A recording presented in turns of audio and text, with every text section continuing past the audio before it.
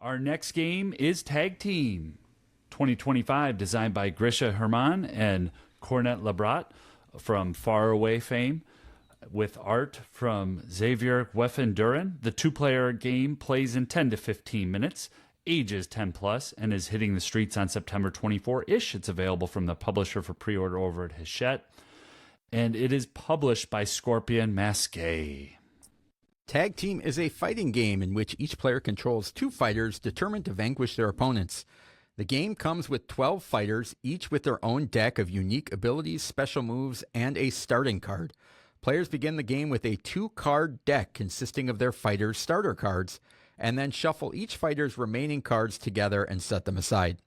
In Tag Team, the fight unfolds automatically. Both players reveal the top card of their deck and apply their effects. Each card played activates one of the characters and determines who is battling each turn.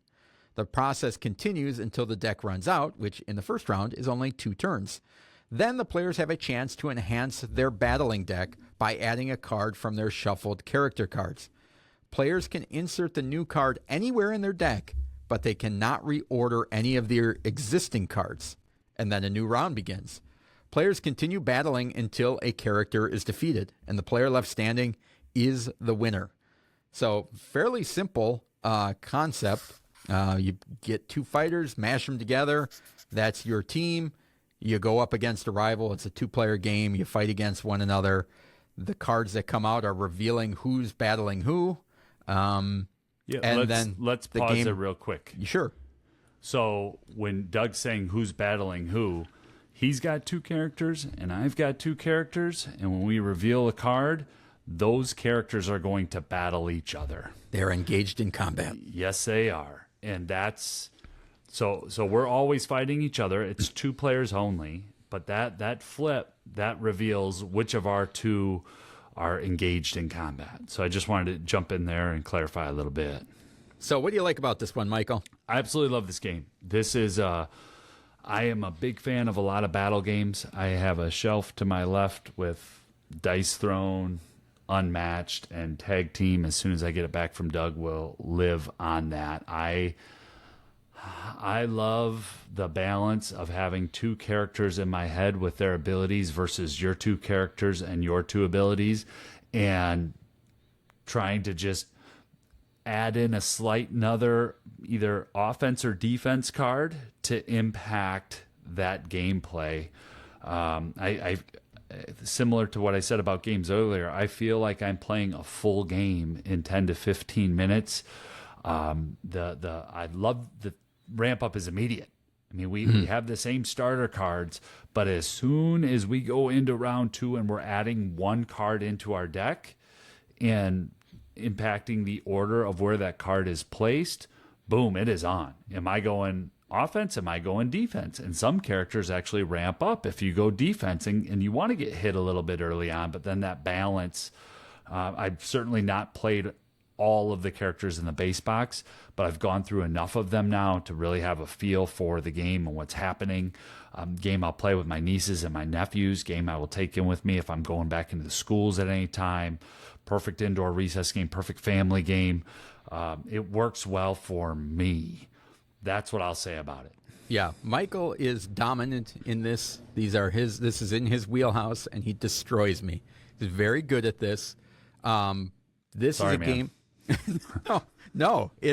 This was a game that just did not work for me, and I tried many times. Michael was Too like, many. "We don't have to keep playing this," and I'm like, "It's just not sitting right." And I think for me, what didn't work is, and from kind of doing a little bit more research and finding out what other people's have said about it, there's always a thing that we've talked about in the past, which is expectations, right? What do you go into a game expecting? And I went into this game expecting a little bit more of a dice thrown feel, kind of back and forth. And from what I gather, all of the games wrap up very quickly, and you just and so that's what kind of caught me off guard, is I felt like I just kept getting rolled so quickly, which is based on part play and part the game.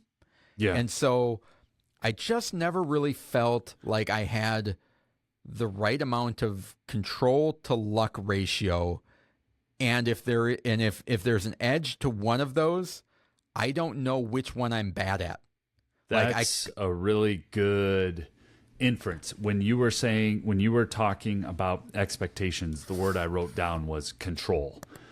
And I think that's something that I really do enjoy about this game is just, we'll see what happens here. And then I've got to adjust. And that lack of control in gameplay in a quick game, in a very easy to learn game, is something that I do enjoy. You know, whether I'm chucking some dice into a ring and just seeing what happens. I don't know where the luck lands on this game, Doug. I think I'm going to need quite a few more plays and play some of the other characters and see how much of it is luck versus... Well, I think that's where it falls, right? Where it's like, I love a game like Impact, which is 15 minutes. We're throwing Straight stuff chaos. in, and we'll see what happens. And so there's certainly an element of that in this game of, all right, I set my deck, let's see how it plays out. Very similar to a game like Challengers. But not knowing whether I'm not playing well or it's just, it is what it is I think I actually don't, it's not necessarily that I want more control or I want more luck. I just don't know where they land, which is what really boggles my mind, because I can't tell if I could say, oh, it's all luck, then I can kind of dismiss it like, it didn't work out. If it's all control, I can be like, Michael's the better player. And in this case, I'm like, it's a combination of both that's really muddy in the middle. And I just could not get anything going. Well, and I think our listeners will know, like, we do not trash games. We don't do that here at the Game Schooler podcast. But what we do, we try to give you our genuine impression and feel of the game. And if one of us loves the game, we're going to cover it. I love this game. There is a sense of action involved in the game that I get, that I feel like I have enough control. There are other gambling games and some games where I don't feel like I'm like, oh, I hate this. I hate how this game makes me feel. I get the same sense of, I don't want to say football or even like Tecmo Super Bowl, but that sense of I'm going to battle and beat you up that I get from an unmatched or a dice thrown in this. And it's different. It's different than Challengers. It's different from any other game. You know, for what's in the box for the $24.99 with the characters that you get, it's like, holy cow! And that, I think, to me is the hallmark of the publisher. What Scorpion Masqué does, they put so much game into a box. Whether it was Zombie Kids Evolution, Sky Team, now Tag Team, like they really know how to pack a lot in to that box. And Doug is getting the B-roll right now and putting together our video for it. I know when this comes back in my house, my 9-year-old and I are going to spend about a month to a month and a half of just destroying each other and trying out different characters and setting up tournaments. The caveat that I have about that with this game, it's 2-player only. And so I do think that is a little bit of a limiting factor, especially if you get into a situation, the person that I play the most games with in the world does not care for this as much as I do. That's really the only factor. But I think based on what we're talking about, you're going to know if it works for you or not. This is definitely, like all the games we talk about, try before you buy, but one that's going to be out there and readily available. And you'll be able to see people play it at conventions coming up and get a gist of it. Yeah, I mean, and clearly it's got an 8-point rating. I'm in the minority. The artwork looks great. Oh, it's awesome. And it's to me, I think it falls into the thing where it's more. Sometimes I get more disappointed when I don't like a game, because we both go through that, though. Man. You want to like it so much. It's like I'd love to buy into this system, and I'd love to see. A game like this is going to have expansions. I'd love to get the new characters and see how they go. And in my case, it's just like I have dice thrown, and it does the same. It's scratching the same itch for me and does it better. But it's still a great game if you like that game, you know. So in this case, like Michael said, it's like I don't care for it, but it doesn't mean it's a bad game and nobody should ever play it. Yeah, and one of the things, you know, zeitgeist and nostalgia, it's a big topic in board game content right now, you know, how things go. But when I first saw the game, I thought, that looks like Street Fighter or Tekken. I want it. Like right away, just from seeing the art and seeing like, so I had a bias and a predisposition towards running towards that. You mean it's a 10-minute unmatched with just flipping cards? And so I think that high rating is because people know if they want to jump at it.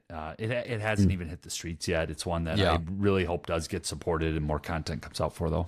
Yeah, no, great game there. So check it out. Try it if you get the chance. Tag team from Hachette and Scorpion Masqué.